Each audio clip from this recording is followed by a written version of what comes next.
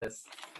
I know. Well, I'm originally Yeah. from New York, but I've lived in Derry about 25 years. My mum's still in New York, and I actually met Jersey at the Omega Institute. Him and Anila did a workshop there Right. last summer. Did you go to the most recent one? In Omega last summer. Okay. Yeah. Okay. I think that is the most recent one. It was very good, and I think it was a really good introduction because they were there physically to show us all the exercises and everything. And I still was making loads of mistakes, you know, that I didn't realize until we started doing the Into the Cave. And then I was like, I mean, I was lifting, like, I was doubling the weight, you know, for the squats and all. So I was lifting, like, what was it, 12 kilos for the squats. Right. This is really hard, you know. And for the, you know, the first one that you're supposed to be 200%, and I was like, oh no, that's just supposed to be 6. Yeah. I was telling everyone, make sure you see if it's 1 or 2 dumbbells that you're doubling, because I was, and for the tricep extension as well, I was doing 9 kilos and the other one 9 as well. So thank God, like, because I think I was getting really sore in the neck from all that. But Yeah, that's it. And what weights are you doing now? I've got so 3 kilos in each hand for the standard. That's your 100%. Okay. Is it, Ellen? That's 100%. 1-1. Yeah, that would be so. Adele, if you haven't gotten your weights yet, whenever Argos opens again here, they have a lovely piece that is absolutely the right weights for a woman starting. And there's something like 20-something euro, 25 euro maybe. So it starts at 0.5, a pair of 0.5 kg, 0.5, 1 and 1.5. And then you buy 1 2 kilo dumbbells separately and you're sorted. Yeah, I went into work today. I work there in U3. You breaking up there. I robbed a couple of dumbbells, but they're I went into just I'm actually have you heard of Youth Reach? It's like Youth Reach, second chance education for kids. Yeah. Oh, that's where you work? Yeah. So I went in, that's where I work. So I went in today and I got some dumbbells, but I have 2 7 kg ones. No, it's too heavy. Might be a bit heavy, yeah. But I keep just practicing the moves anyway in the meantime. Yes, yeah, practice the moves at any weights to begin with. I love Irish class. I love our new Irish class. Irish class. Yeah. Where are you from? And you have Three from Ireland. It's like there's all these wonderful accents. And whereabouts in the States are you from? I'm in Paris, France. Oh, you're in France. Cool. You're in France. But I'm from San Francisco. I met Jersey and Aniela in San Francisco. I've since moved to France, yeah. Anyway, and where is Jersey now? Woodside.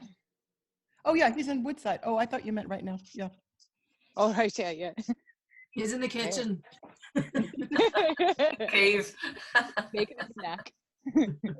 Hey We're gonna say Henry. something ruder, but we'll just stick with the kitchen. Hi Henry, did you have a nice weekend? Hi.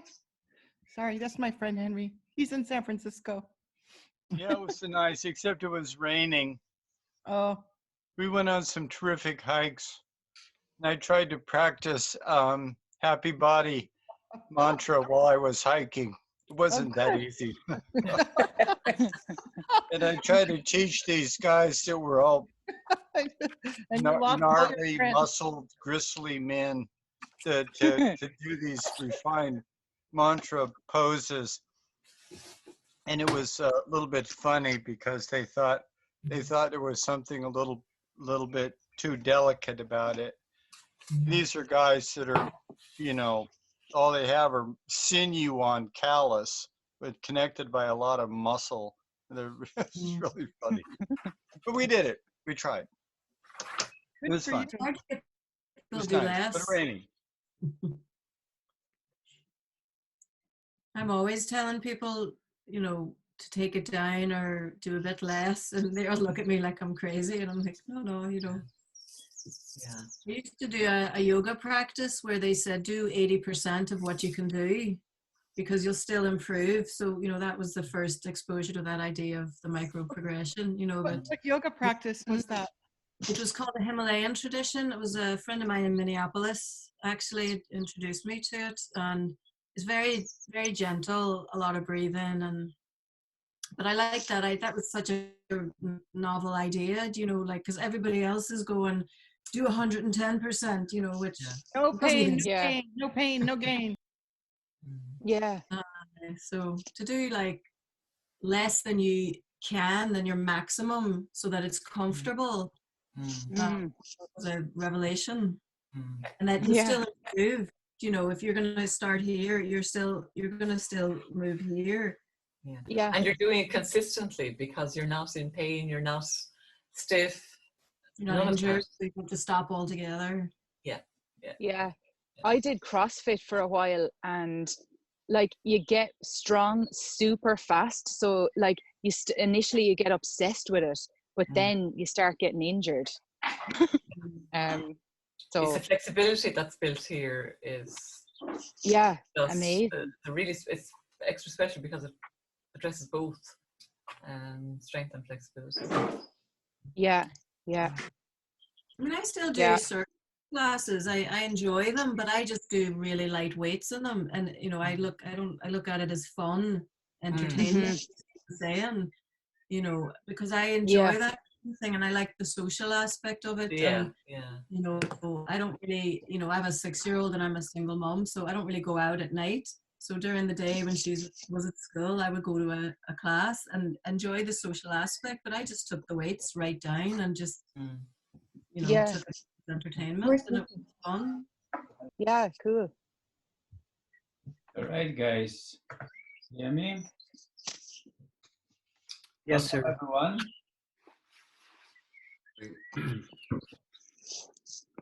Well, good morning, whatever it is, right? Good night. Today, hi everyone. Hello, Josie. Hey. How are you guys? This class is Irish. Jersey, you have 3 Irish people speaking in Irish accents. Ooh, wow. I just watched the movie, the new movie about Ireland and British and how they make peace. The title of it. I forgot the title. Which movie was that, Jersey, I wonder? Which movie was it? What's the title of that movie? It's about this from Ireland, the guy who was the chief of the resistance, and then I think it was the other one was the British, and they took a journey in a car to the airport, and that's how they somehow reconcile and came to the agreement that peace would happen. Amazing, actually. It was amazing, yes. The Good Friday Agreement. Yes. So it is all about that, how these 2 men that really hated each other, and they eventually, you know, it was all orchestrated in a way, so these 2 could actually talk and be stuck in a car, right, and would engage each other. So that was let me go and see this, because the title of that movie.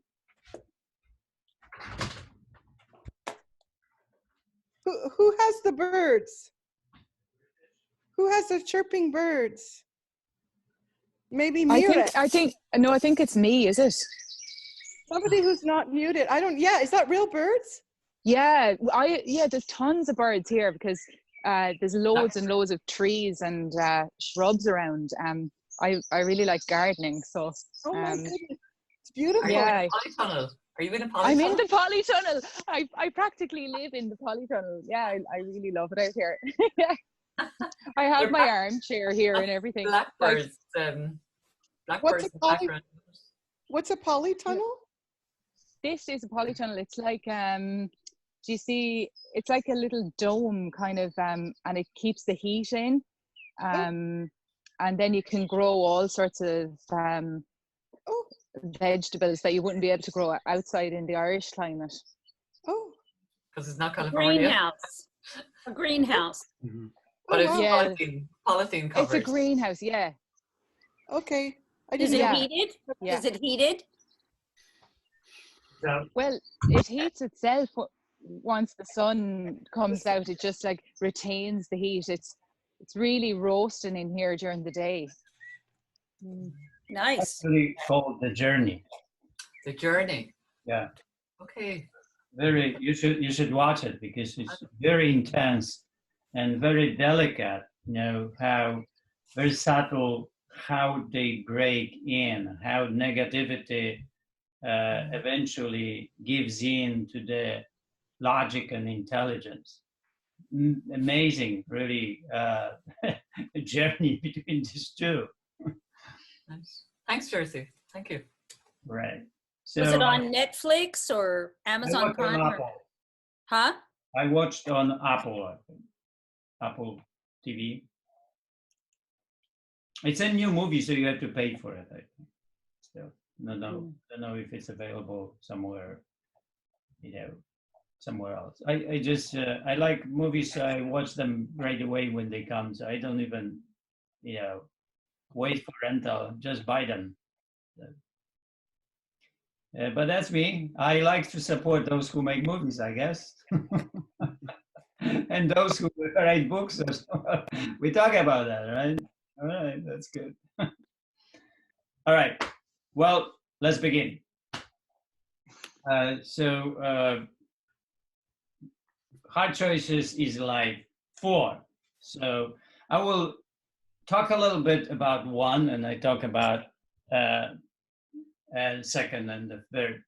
And people who didn't watch 1, 2, and 3, they can watch it and catch up if they want.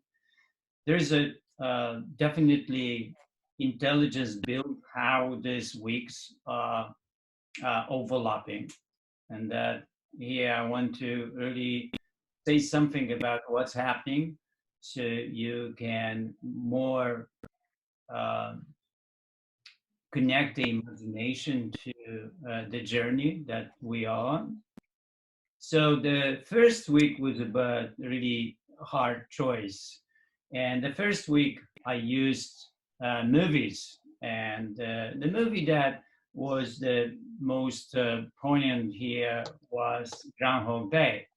So this is the movie about the character that is not a good man, but likes the good woman. And the movie moves on how he tries to buy her and tries to outsmart her. And all of it really doesn't work. And eventually he comes to the point that he has to make a hard choice.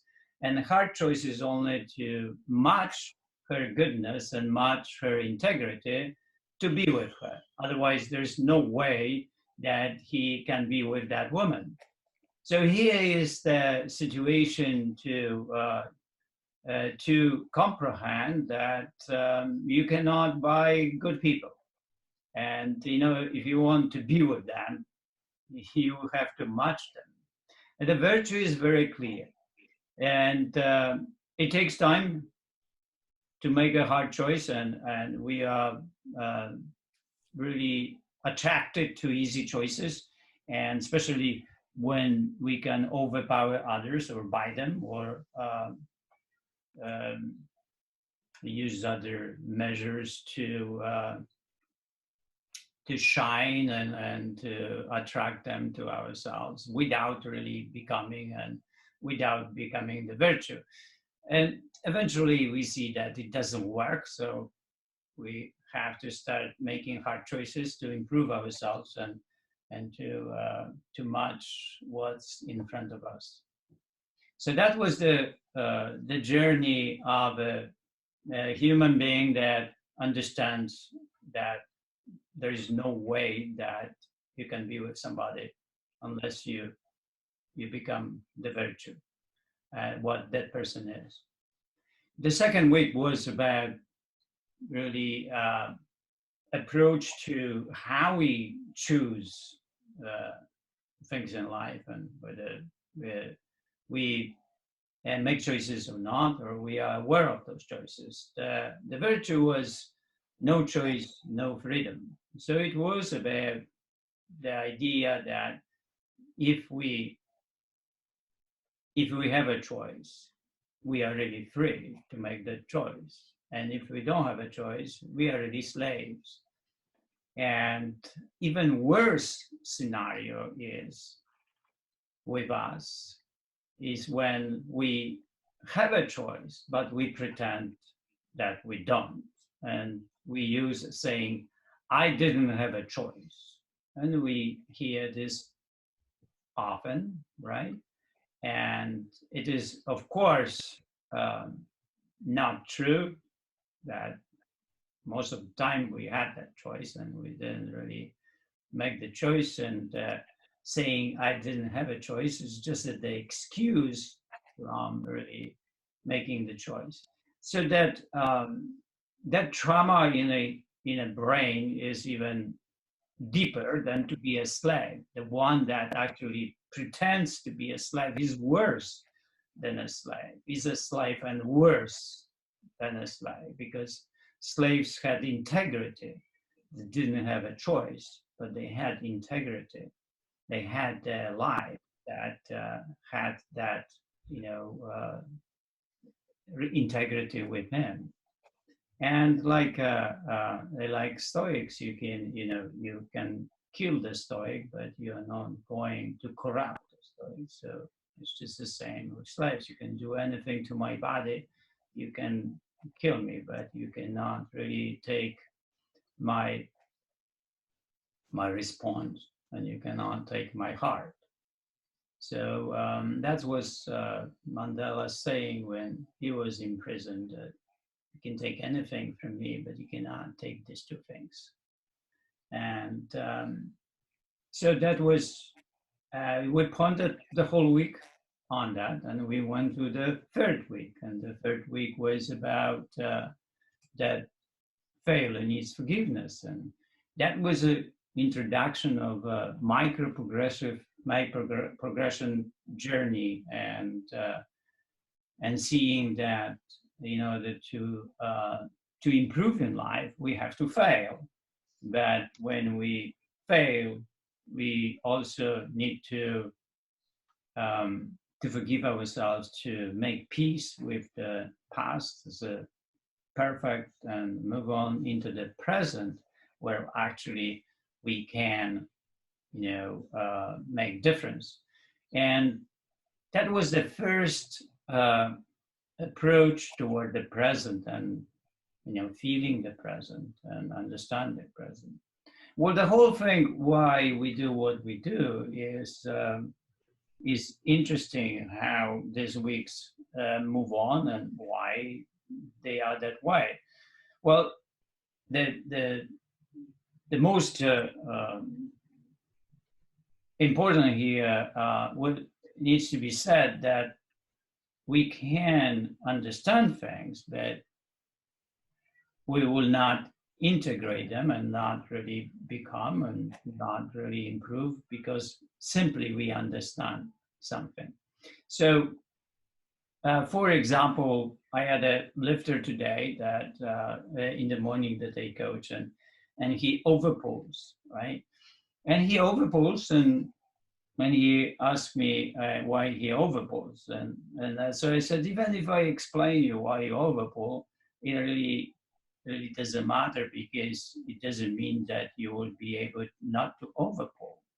So most elite, weightlifters will overpull, and it's a flaw, but it's a very hard to eliminate. And we need about 5 years to eliminate that. So it's just the same with that lifter. I said, you need to relax and let me let me coach you on daily basis, and in 3-5 years you will stop overvoting.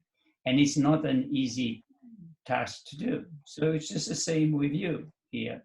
It's not an easy task. You're going through really a major journey, and the journey requires facing challenges, facing hard choices on a constant basis. So, and that is why it's done this way. It would be very easy to tell you all of it right like this, and you tell you, well, if you don't have a choice, well, then you're in a way a slave, right?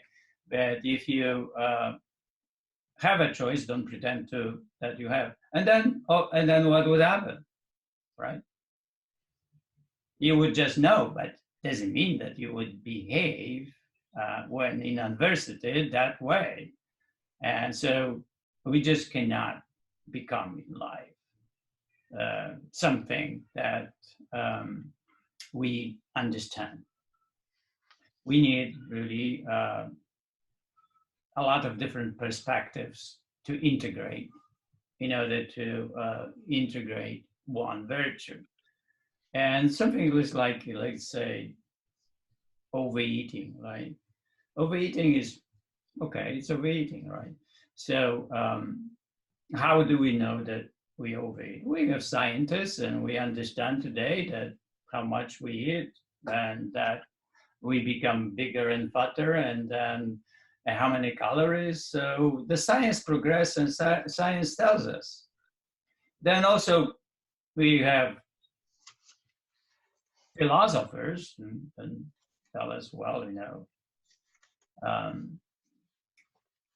live to eat is not a good thing, like Socrates said. And so that is good, all right? So we go from one to another one, and then we go to artists, and artists are saying that taking us on a journey to feel, how overeating is not good.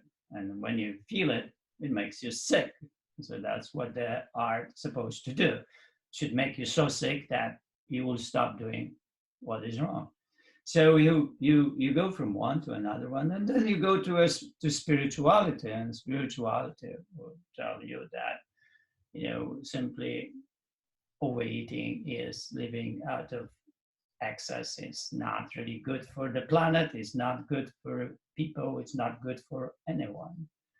And that is, that thing is in religion. It's almost anywhere, right? That it's not a good thing. Meantime, right? We overeat. So we have this philosophers, we have this scientists, we have this psychologists, and priests and Buddhists and so on. And we still overeat. Wow. So it looks like it requires something else, who knows what, really. So we actually can stop that.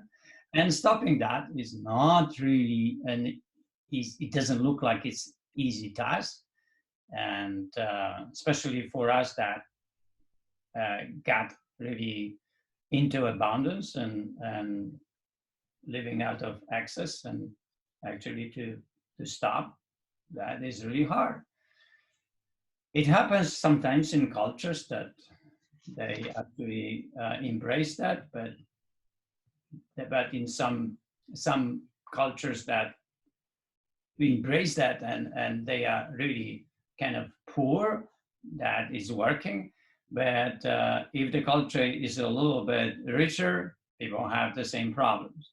And it's somehow it happens to us that we get corrupted on the way. The first movie, The Groundhog Day, it shows us this inability to corrupt that person. The person that is, when the person is good, it's impossible to corrupt that one. The one that one will live his or her life that way, no matter what happens in the world, right? And whoever is there, and whatever that one wants to do and to actually corrupt, cannot happen. So that's why virtues is needed in life, and that's why self-control is needed in life to help us to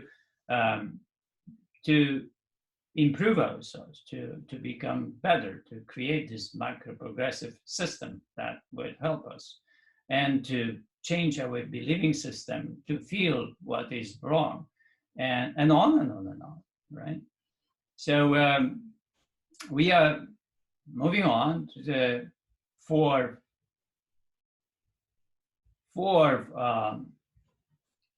virtue, and that for virtue is very interesting today. Not improving is normal. Becoming human is abnormal. Very interesting virtue. Well, then I will open discussion a little bit about that. What you think about that when you hear the first time, and then we'll move on with that.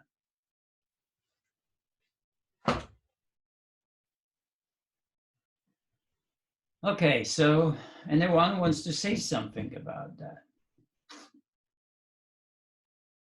Or anything what we just talked about. Can you just repeat that virtue? I'm sorry, I didn't hear the whole. Could you repeat it again? The virtue, thank you. Not improving is normal. Becoming human is abnormal.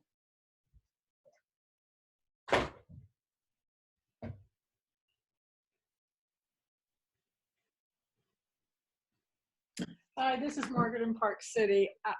I fully accept the first part of it. My brain's still on the second piece of it, that becoming human is abnormal. So that one needs more processing from me. The first one, yep, I understand inertia. That's okay. Anybody else want to say something? Yeah, I'm on the same page as Margaret. All right, let's move to understanding.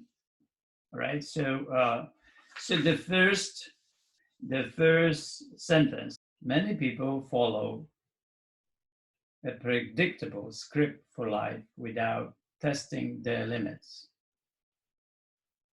Once you activate the part of you that seeks challenge and self-improvement, you're on the way to discovering your true human potential. Is the word activate, I guess, is quite important there, that you must push forward in some way, that we think we can live at a level that we've come to accept and settle for less than we could achieve. So we're not if I could say perhaps that becoming human, what do we understand by becoming human? Right. That a lot of the time what we accept as being human is actually less than what we could be. So what happens in nature?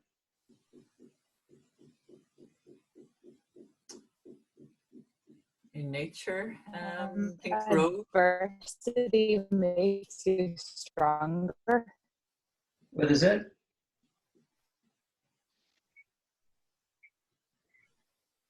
Somebody said something? I think Margaret was breaking up. No, I think somebody else is coming in, but I don't know who. Was it Emmy? It's Adela who was trying to speak. Oh, okay. Adela. Adela, we couldn't hear you. There was a lot of feedback. Could you try again? I guess not. No. All right. What does happen in nature? Hey, Jersey, can I talk? Right. So I'm curious about a term called automaticity.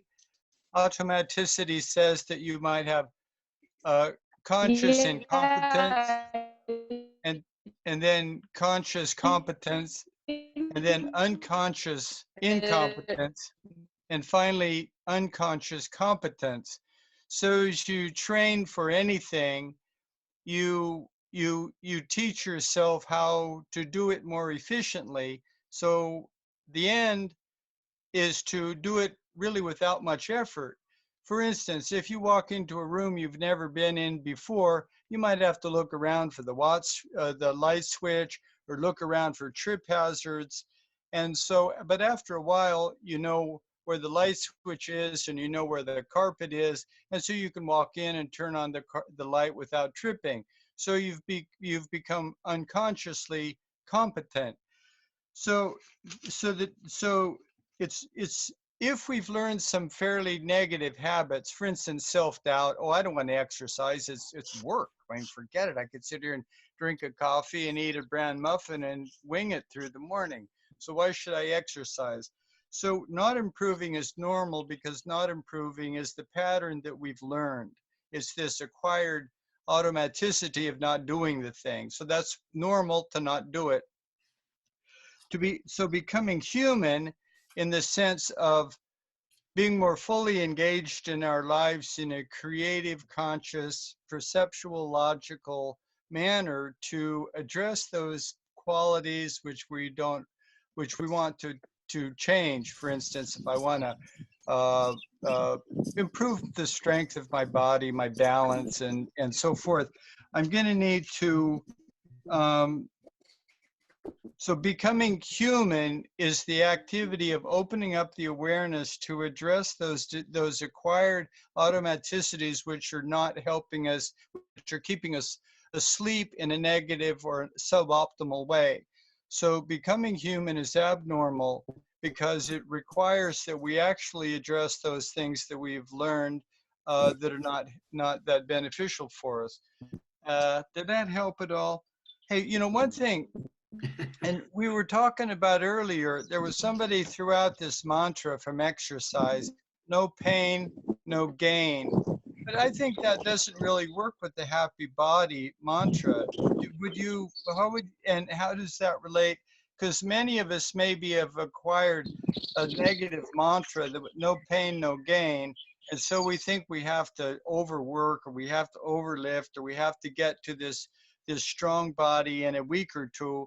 And yet I'm hearing that little by little, but consistently, may enable us to have a happy body, a strong body, without injuring ourselves or any along the way. And if also, particularly if we can maintain some kind of a positive frame of mind as we're approaching it. Anyway, that's a bunch of ideas. What do you think? Well, we digress here, right? We digress here from really our virtue to no pain, no gain, and maybe we just, well, that's what happens, right? When we talk really meaningful things that will send us everywhere. So no pain, no gain verse, is it true?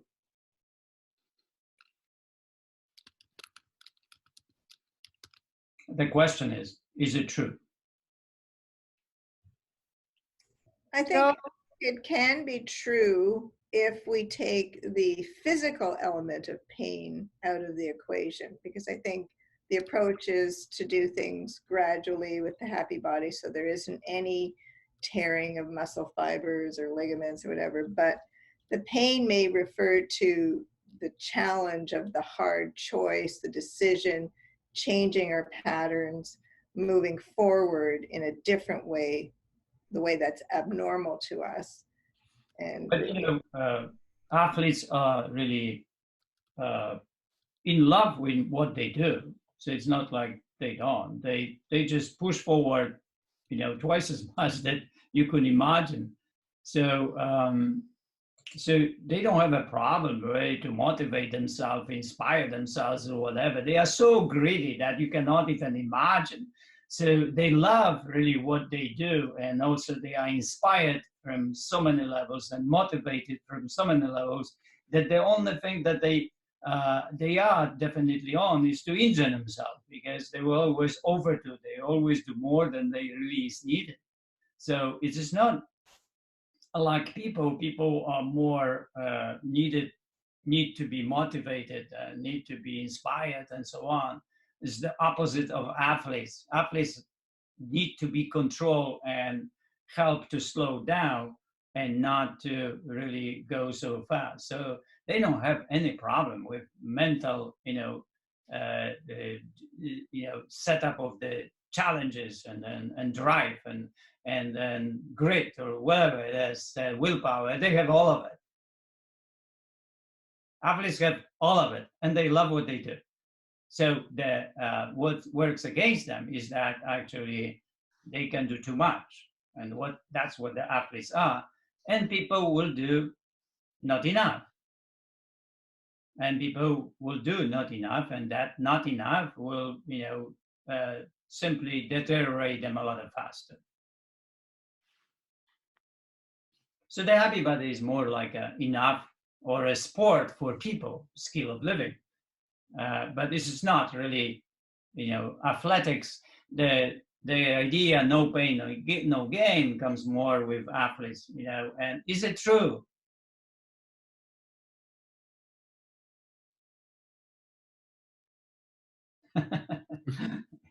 You see? I think if you heard something, you say, oh, that's true, right? I think it's painful not to do what you're supposed to do. And so what you gain is uncomfortable. Am I making any sense to anyone? Like if I don't do what I'm supposed to, I don't eat correctly, if I don't do my daily exercise, I don't feel good about myself. So the no pain, no gain. Yes, that's a different angle, right? Okay, when my students hurt themselves when they're playing the piano, I say stop.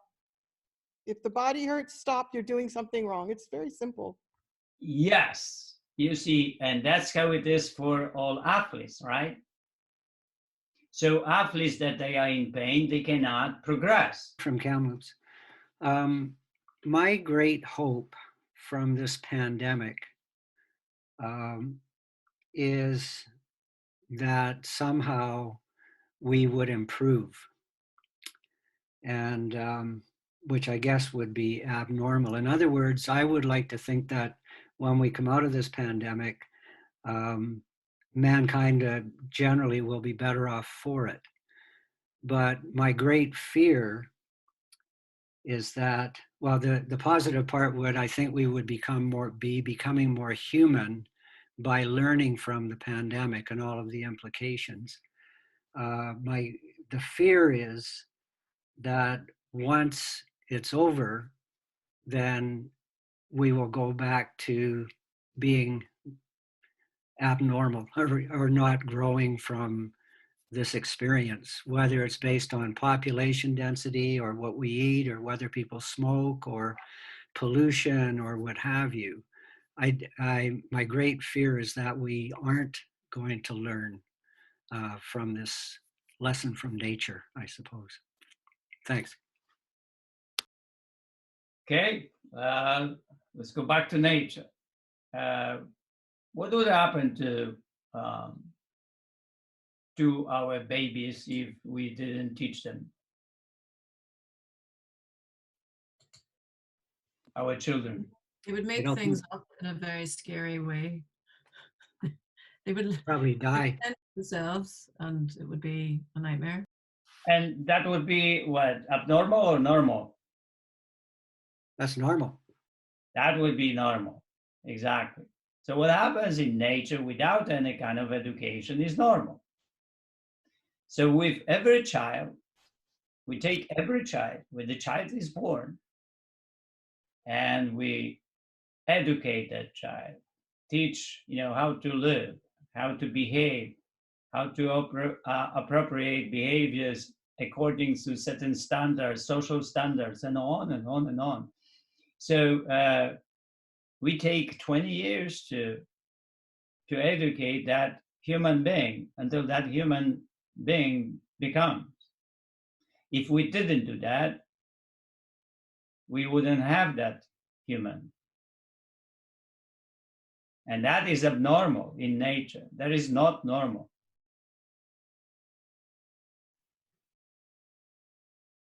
So education, over and over, every time when children are born, let's say something really crazy happens and the children are left and 10,000 children are left on the planet, but there are no others to teach them.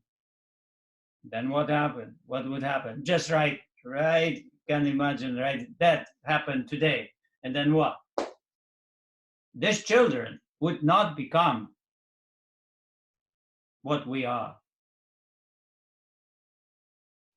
It would take probably 500,000 years for these children to become. That we need to go through the process of evolution and acquiring knowledge and so on throughout the thousands of years. But we can survival of the fittest. Yeah, and we can do it within, like 20 years. Every time our children are born, we do it over and over and over. But it also says that the opening virtue is humans do it backwards. We're the ones where not improving is normal. So it just flips the whole nature thing with humans. Yes, it does. Okay. Yeah. When you look at the nature, right? The nature doesn't do that, right? And we do that. We bring the child to the contemporary knowledge every time that we have children. And every time we create this possibility for the child to acquire that knowledge and to live around among us. It's an amazing thing what we do. Right? So, now, since it is abnormal, right? It is hard. It is always hard. What would children do? They would run around and not to, go to class and not to study, of course, because it's not normal for them. We require constantly, every time with children, to pass something on them that is not normal. It's not normal to go to class and sit there for 40 minutes. And we didn't design really the micro progression for children to go on from kindergarten on. We go really fast with them. And then we have children that they are moving around and they are irritated and they cannot stay in the place and so on. And what do? We put them on drugs, right? Yeah? Yeah. All right. And 50% of around on really drugs, right? There are so many kids on drugs, different drugs. And drugs for side effects of other drugs, right? And we do it to our children. And that would be more human, right? Yeah, this is that. So, it happens to us because we really, in a way, force our children to adapt, and that adaptation is really hard on those children. Sometimes it's just too hard, and we don't have the system to work with these children that they are really are not adapting fast enough for our way of how the life is. So we didn't develop the way to adapt children without forcing them and then saying, well, you know, your child is aggressive, is violent, and doesn't sit in the chair, and you know he cannot be in our school unless you take him to the doctor, right, and calms down. So you know, so we don't develop the ways to work with these children through different means. Our only way to deal with it is appeal. And that is very sad. That is very sad that we arrived to that and we don't have, you know, the means that would be without the appeals, right? The appeal shouldn't be there at all, right? In the most extreme cases, yes, but that should be very limited, and we should always find a way how to deal with almost any situation in our life without pills. And that's freedom. You know, when I go to the doctor and finds out about that I don't have any medications, they say, you don't have any medications? And no. How, you no, nothing, you don't take this and that. It still is like not so sure about that, right? And there is always something to put into it, right? And what about aspirin? Because you have this thrombosis, you know, you should be maybe, you know, take the aspirin on a daily basis. It's just, what kind of thinking is this, right? Is the thinking with the medicine is not really the way of living. The medicine is the pill. But the food should be medicine, and the way we live should be medicine as well. So the happy body is this medicine. That's the medicine, how to live life.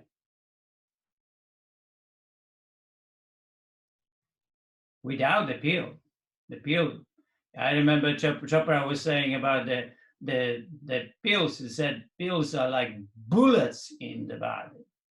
Bullets. Concentration of that chemical is extreme. We don't even know what they do really in the body and cannot comprehend. We have always side effects, and when we read, it's a horrible thing what we read. We still take them. There is no system really that would help us to live without pills. Or the system is that way set up that pills is just the only solution. There is no choice, right? So it is important to have the choice. And hopefully the happy body will grow enough and fast that actually will get to the people and enlighten that there is a choice. There are really choices. Yeah. I would say that for a lot of parents, the pills are an easy choice. And the children end up going on medication because that's the easiest way to control behavior, as opposed to working with the environment and giving the child coping strategies and skills. And that does lead to a hard life for the child, because then they grow up dependent on medication and devoid of skills. So how interesting is to see now how the hard choice, easy choice works here, right? Yeah, but Jerzy, taking pills is inhuman. So when you use the word human, human developed the pills. We would never develop the pills, right? If we didn't become human, right? But it's against our nature to, I mean, it's not, like you said, it's a bullet to the body. So Ellen asked a good question. She said, when you say the word human, do you mean becoming socialized? Well, everything. It's all education, everything what we are. We are, right? Because we are too. So we develop pills, we develop the happy body, right? We develop, yoga. We develop a lot of things. So that makes us human. Just somehow the easy choice is so powerful and in the system that the pill becomes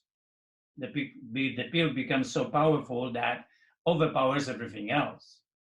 Because our philosophy doesn't work simply with us, that we somehow don't really get the virtues in our life, and we don't live the life by virtue. But that's all of us, right? Because there is one thing is that we evolve and we take our children and we teach them. And there's the other thing also, there is a science and other things and the way of our living. And sometimes we are not really, we create the society that without the mastering of the skill of life is really, you will become the victim in the society. Now we went somewhere else with that. But. I have a question. So let's say they come up with a COVID vaccine. Right. Would you take it? Of course. Yeah, but that is the pill that is really necessary right there. That's what I was saying, that the pills should be used with extreme caution and necessity really at that time. Do we have a choice at that time really, or you don't, right? In this situation, it's really hard to see that there is a choice, right? That's the situation, that it doesn't look like we have a choice. But I think many times adults and adults that are parents, at that moment they feel they have no choice. Well, yes, until something else evolves in their life. I think people are trying to do the best they can. They just don't necessarily have all the tools, or yes. They don't know where to find them. Yes, exactly. That's why we need the tools, a lot of tools, right? Before the pills. Yeah, like meditation, like the happy body, right? We need tools that would be engaged before the pills. We need athletics, right? A lot of kids that when they are awake and not, they are just diagnosed with ADD or something like that. They say they don't have ADD. They have one other thing. They are intense and they want to go and move. They want to play basketball. They want to play soccer, whatever it is. So put them into athletics, wear them out, and they will be okay. They have more energy than others. That's why.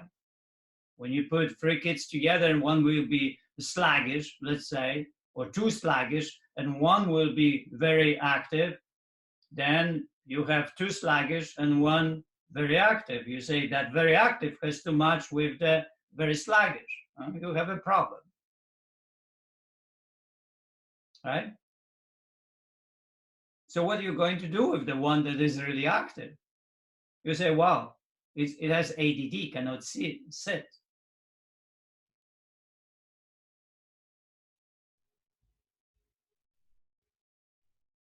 And that's how you're saying we're trying to make him human, and that's what you're saying is abnormal.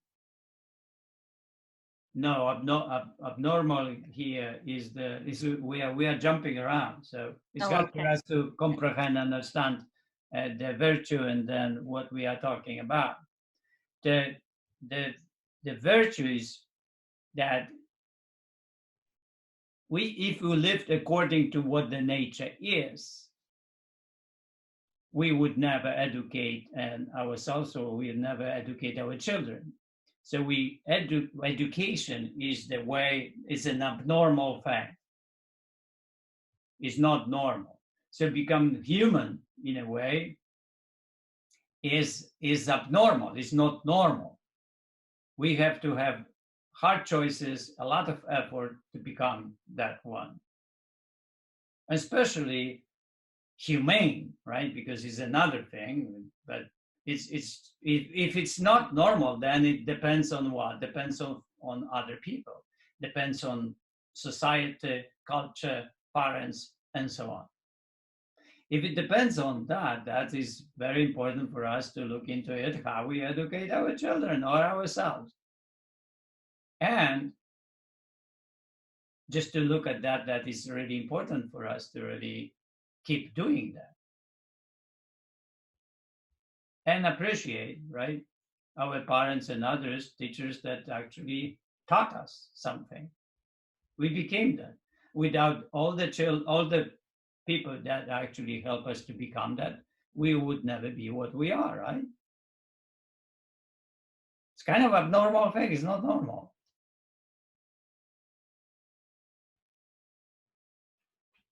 Can I share an experience? Right.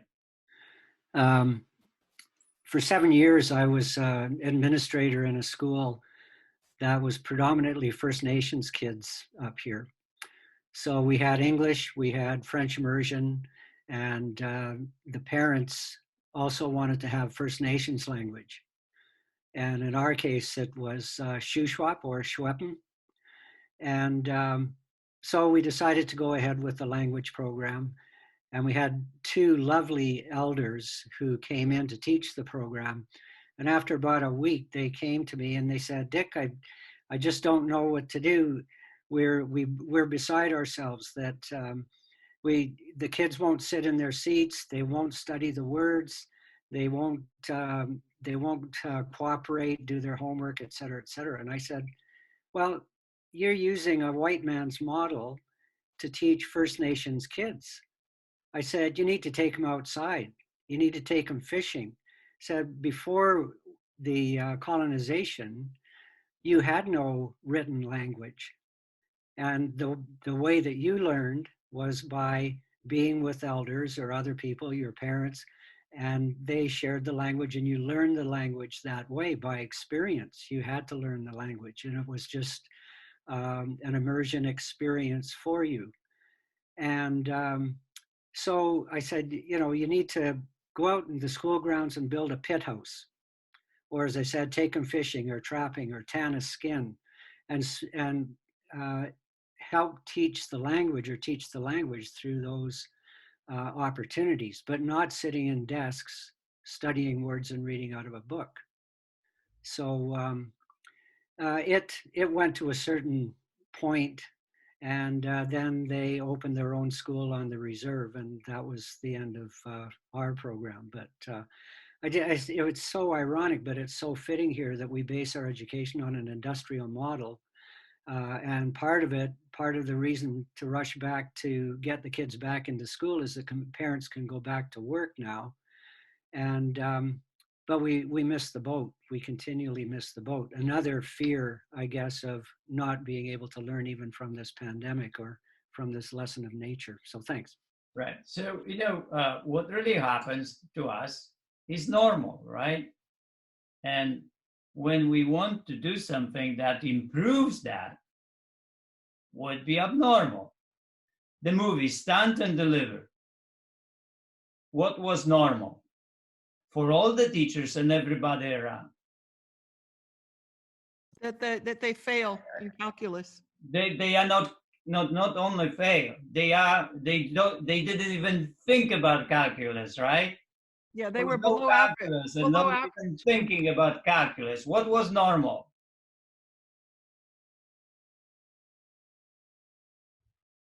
that these children what? They were below average They cannot learn. Learn. They couldn't learn, right? They cannot learn. It's impossible. That was the math teacher talking about to the teacher that came. And it's a true story, right? This is not really not a true story. So the teacher is coming and says, the children will raise to the challenge. These children will. But normal was no way. One came. And it's an abnormal because everything is normal. What is the state that is really accepted by everyone is normal. Abnormal is to come out of that. That is abnormal. Whenever people improve our lives, they make it better. It's abnormal. It's not normal. That's why it's really hard to make it happen. You're actually considered eccentric.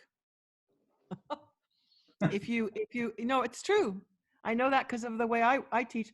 You're considered an eccentric if you think that your students can do anything. You're considered an eccentric. That's funny. Right, abnormal. Yeah, it's true. Yeah, it's true. Right. So, we can see how our life evolves, gets better, because we raise above what is normal. And that is kind of abnormal. And we need these people, right? Stand and deliver. What an amazing teacher. What an amazing teacher, right? Within 2 years, he delivered 18 students who were able to pass calculus, and they passed this calculus so high that the state thought that they cheated, and they tried to find out how they cheated. They couldn't even comprehend that they actually did that. For them, it was very clear they cheated. They only needed to find how they cheated. And the only way to come into the solution would be that the children had to take the test again to prove their innocence, what is anti-American, right? So they did. They proved their innocence. But the teacher delivered double of the students next year and triple the next year. Those who passed calculus. Wow, what amazing, abnormal, right? And that because this is abnormal, not normal, these people make us human. These people for whom the normal is not acceptable, they raise about it. They make things better.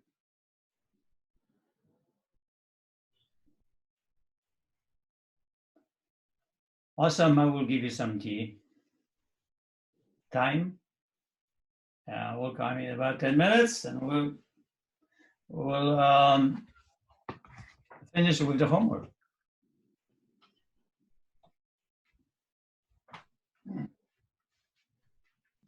To unpin this, right?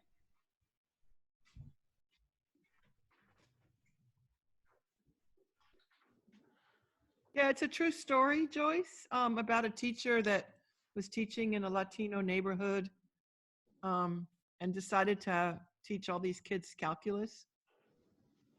I remember him mentioning it previously, but I wasn't sure of the location or the year.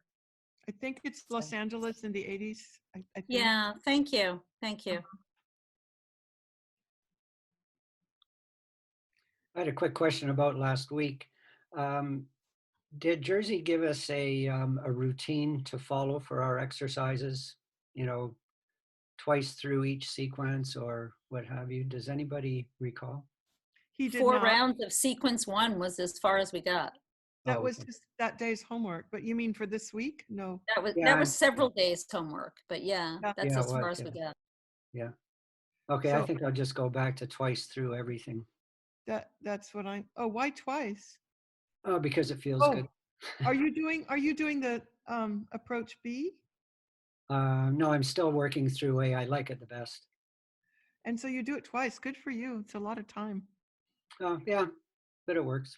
I'm just doing it once. That's good too. Yeah. But I'm really feeling it after I do the sequences, and then I go on the inversion table. I'm at full vertical inversion right now, and I sure feel it in my ribs and stuff. There's a lot to move, or reposition is probably a better word anyway. How long do you stay on the inversion table? I go 5 minutes, and I try and get 3 times a day, Wow. and it's great. I just do headstands. I don't know anything about inversion tables. I do headstands every day. Well, that's great. But I think the headstands, you still have the pressure on your spine from gravity, whereas with the inversion table, you're hanging by your feet. So everything, well, you can feel it as you go to inversion, that you can feel everything sort of drop down towards your head. So did you just get this inversion table since this happy body? No, I've had it for a couple of years. We actually, it's on loan from my brother-in-law. Oh. And we just talked to him the other day, and he said, well, just keep it and store it for us. So we're happy to do that. So it releases your spine, and then of course the blood goes to the head and all that. But Yeah. it is the main thing is the spine, is what you're saying? Yeah, no, I mean, in my case, I just had really poor posture, partly hereditary and partly bad habits, and so this is my trying to undo 60 or 70 years of doing everything the wrong way, and pressure on the gravitational pull and so on and so forth. But it's working, and with the happy body, it's amazing. It's great. So an inversion table is mostly for good posture? I'm sorry if I just don't know anything about this inversion table thing. Well, for me, it's good posture. I don't know, other people use it. So is Amy on today? I don't see her. No. But Jersey went into it one evening, didn't it? On one session, he did a lot about the inversion table. Did I? A couple of weeks ago, Jersey spoke a lot about the inversion table. Oh, yeah. Okay, yeah, I think Jersey had I'm mentioned sorry, that. what did he say about the inversion table? Well, he spent some time talking about it in one of the sessions a couple of weeks back. Do you remember what he said by chance? Oh no, he recommends it highly. Now I don't have one, so I can't say, but he does recommend it highly. I remember it also came up about hanging your head off. He said, hang your head off the end of the bed if you don't have an inversion table. I think that's for somebody with neck pain. Yeah. Specifically. Mm-hmm. He talked about decompression of the spine with the inversion table, and he demonstrated both his table and what I call the Richard Gere American Gigolo boots, right? Yes, that was fun.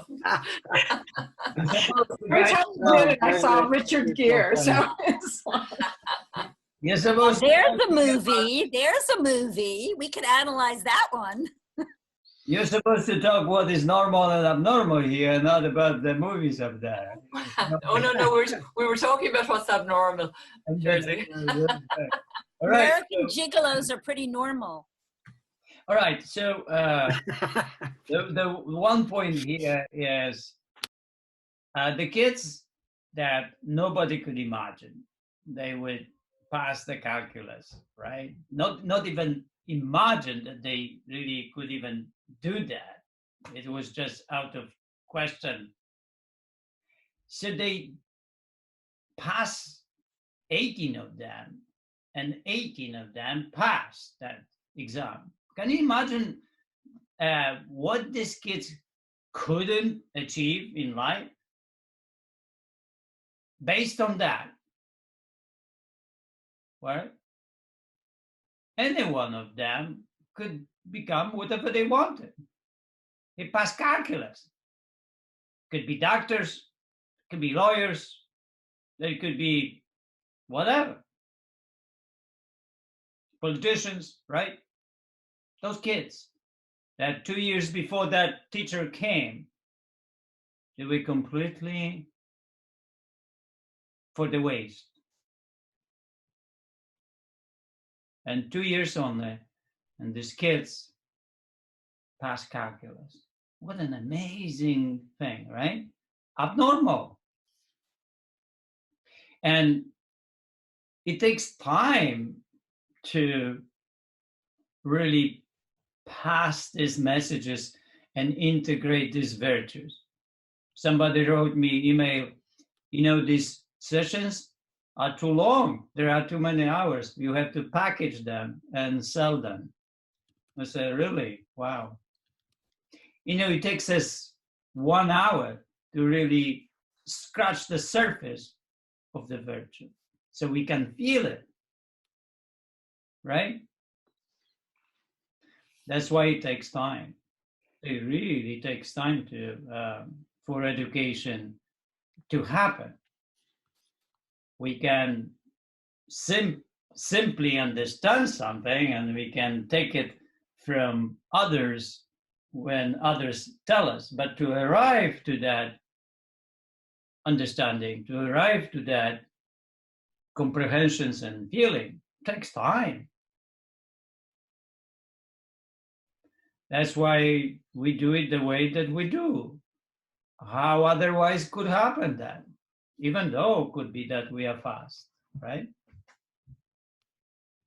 But for a lot of people, it's slow, and we need to do brief psychology, right?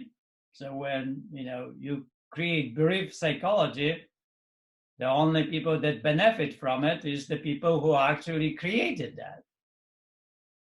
Others are simply entertained and they don't get anything. They simply repeat others and never become the source of words and source of virtue, right?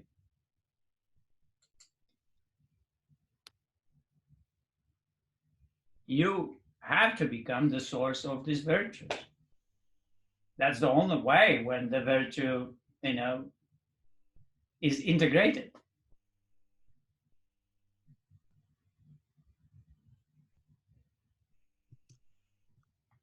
Homework, guys. So you need to read, let me see,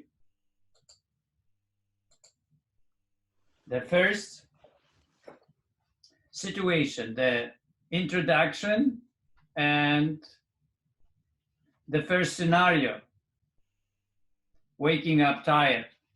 So you need to read that one. We'll be discussing tomorrow Fatalis and the Master. And you need to write, I understand for the virtue that we discussed today. Not improving is normal. Becoming human is abnormal.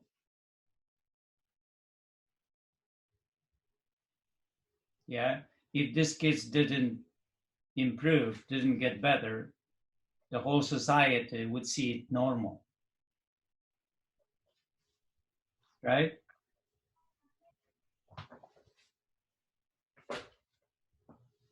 All right, anyone wants to say something before we close for today?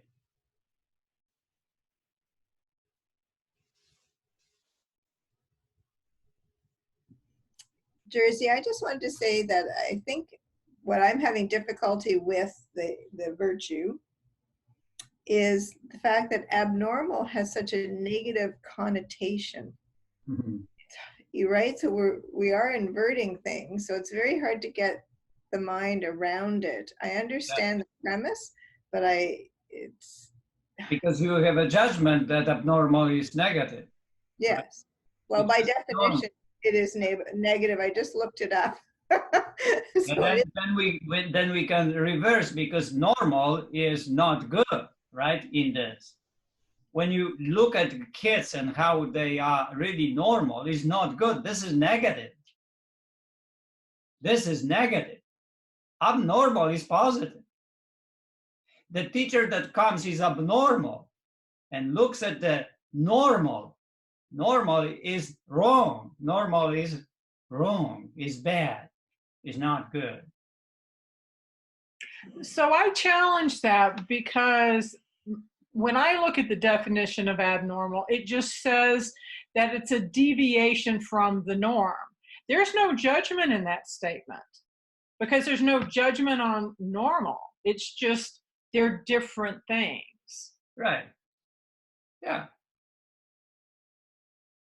But that we need this abnormal in order to, to see that something what is normal is not good sometimes. Sometimes what is normal is good, right? But most of the time, that norm that we create is not good. And only people that come to our life and they say, well, we can do better, right? We can do this and that and that. We can rise above. It's like the happy body for many is what? Abnormal. Normal is to sit at the TV and watch and do nothing, right? So that is normal. And normal is to overeat and not to control yourself, right? That is normal. Maybe another way to look at it is what feeds the master, what feeds the fatalist. Yeah, that's good too, right? Well, we are approaching, the happy body from so many levels, right? Why we are doing that? Because without it, will not really become. It's a little bit, it's abnormal work when you want to do something, when you raise above normal, you have to, and that normal in a way is simply not right, not good.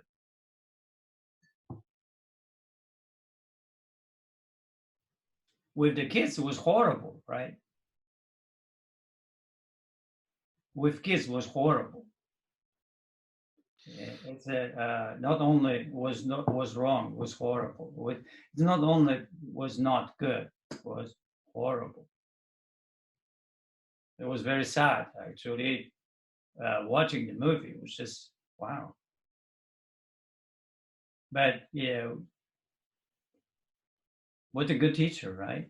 What an incredible teacher. He was an incredible person, because he turned down a more lucrative job to teach. Yes, yeah. It was. It's like, yeah. He was the teacher, right? And I know he was amazing. The actor that played was amazing too. Right?